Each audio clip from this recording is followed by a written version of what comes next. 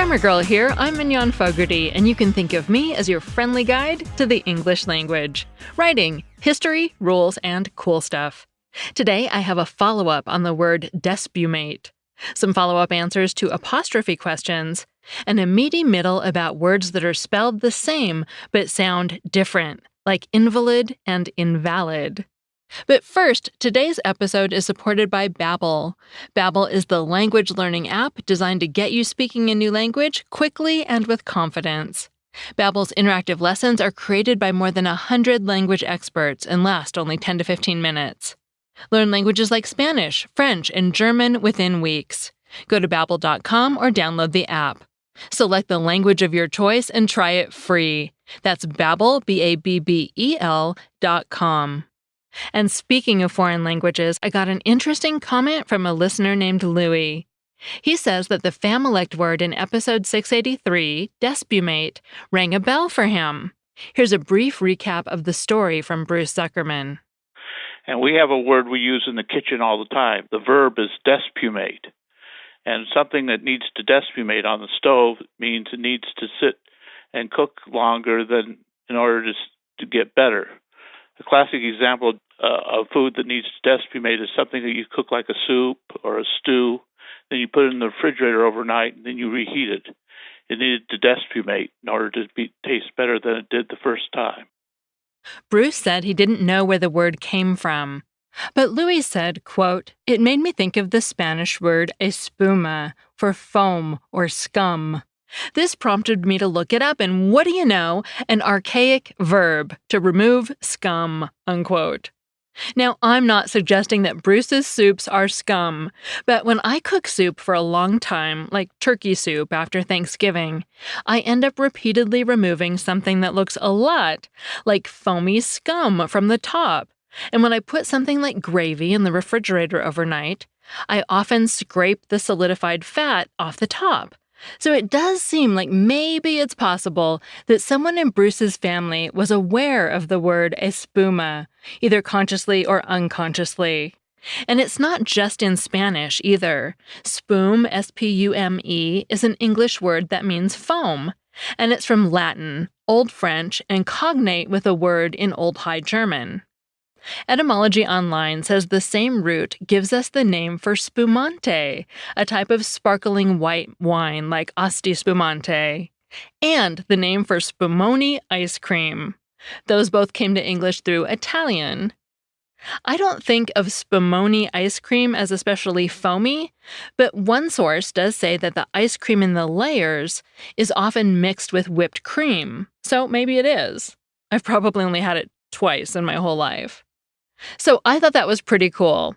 What Bruce viewed as a completely made-up family word, despumate, may have subconscious roots in existing words that at least partly make sense with how you scrape off the bad parts, maybe the foamy parts, when you cook something like soup or stew for a long time. Thanks, Louis. Next, a few people asked follow-up questions to the last two episodes we did on apostrophes. And I know that when one person has a question, many others do too. First, Irene asked whether she needs to use apostrophes to make the days of the week or family names plural.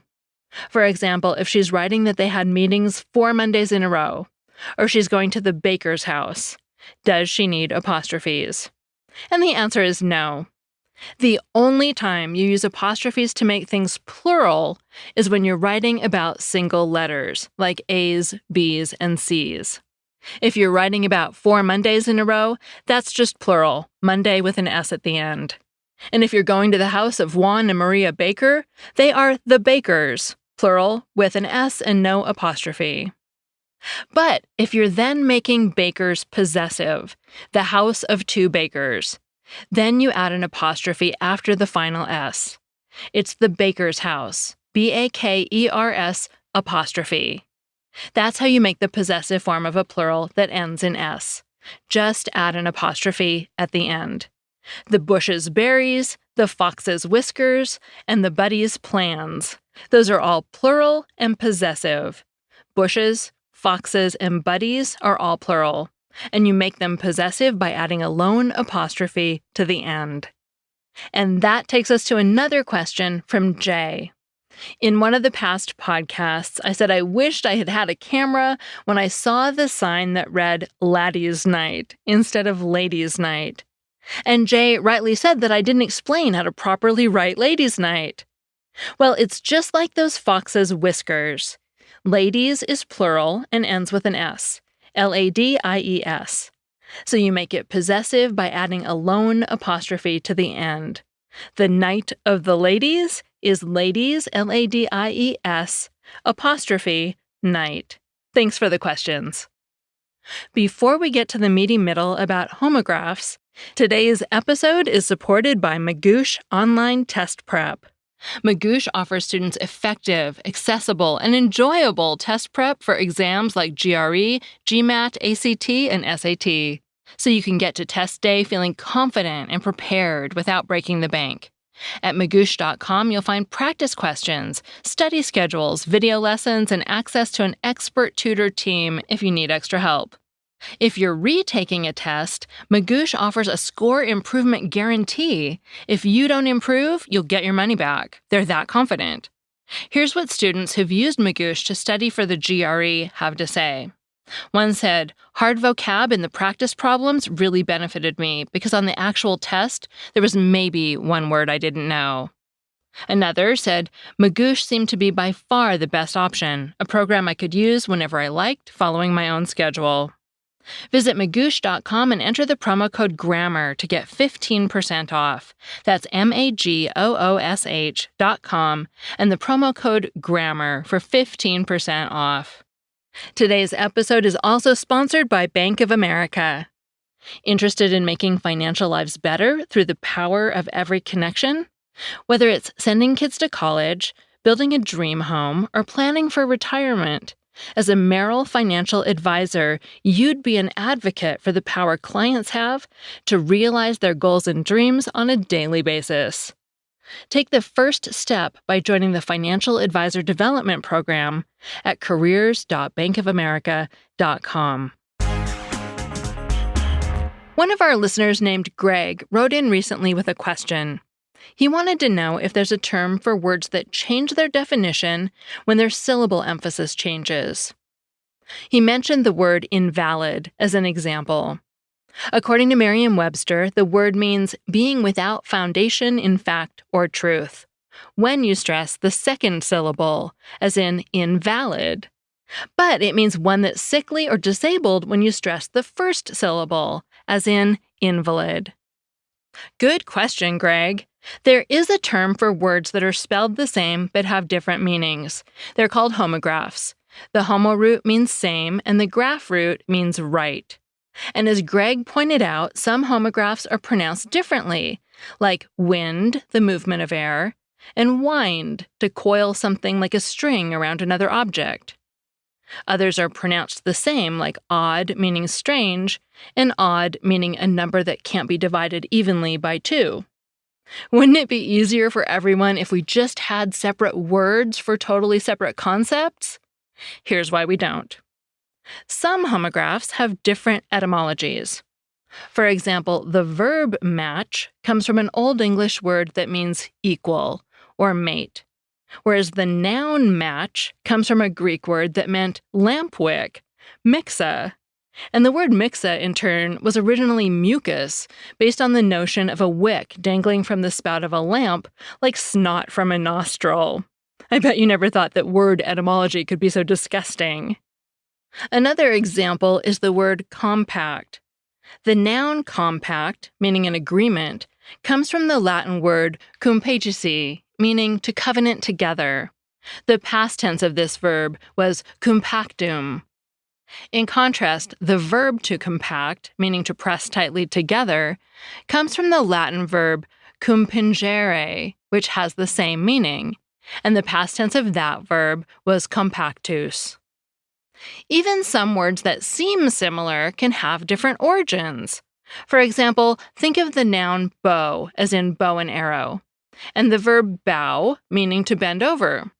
Both of these words suggest objects that have a curved shape, but the noun bow comes from the Old English word boga, meaning an archery bow.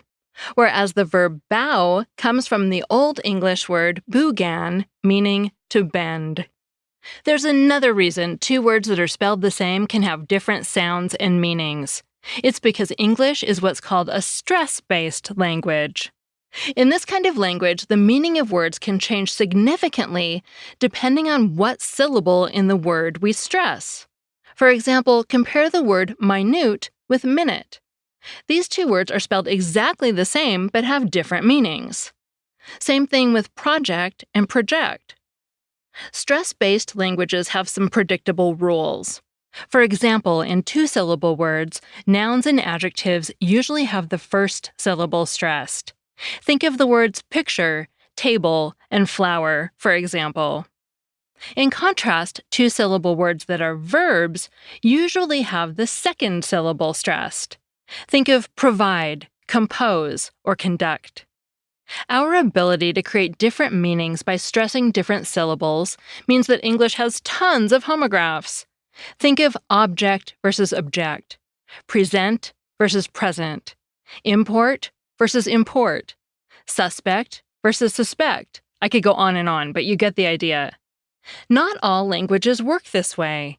In contrast to stress-based languages like English, there are syllable-timed languages. In those languages, every syllable in a word has about the same stress. You can hear this distinction if you compare the word for library in English versus Spanish. In English, we say library, stretching out the I sound and saying it more clearly than the brary part. Library, library. The same word in Spanish is biblioteca. Each syllable in that word gets about the same emphasis, biblioteca. Another example is the word for trash. In English, we say garbage, emphasis on the gar, and hardly saying the sound in badge at all. When we swallow a mid-word vowel like that, by the way, it's called a schwa. In contrast, the Spanish word for garbage is basura. We pronounce each vowel sound in that word clearly, basura. None of them are swallowed. I'll say one final thing about homographs. Occasionally, they're created almost accidentally when we conjugate verbs. Think of the words sewer, meaning a drain pipe, and sower, meaning one who sews. The words aren't related at all. They just happen to be spelled the same because we add the suffix er to describe someone who does an action. We see the same thing with batter, meaning a mixture of two or more ingredients, and batter, meaning one who swings a bat. So to sum up, homographs are words that have different meanings but are spelled the same. They may or may not have different origins and different pronunciations. Thanks again for the question, Greg. That segment was written by Samantha Enslin, who runs Dragonfly Editorial. You can find her at dragonflyeditorial.com or on Twitter as dragonflyedit. I'm Mignon Fogarty, better known as Grammar Girl. You can find me at the home of my podcast network, quickanddirtytips.com.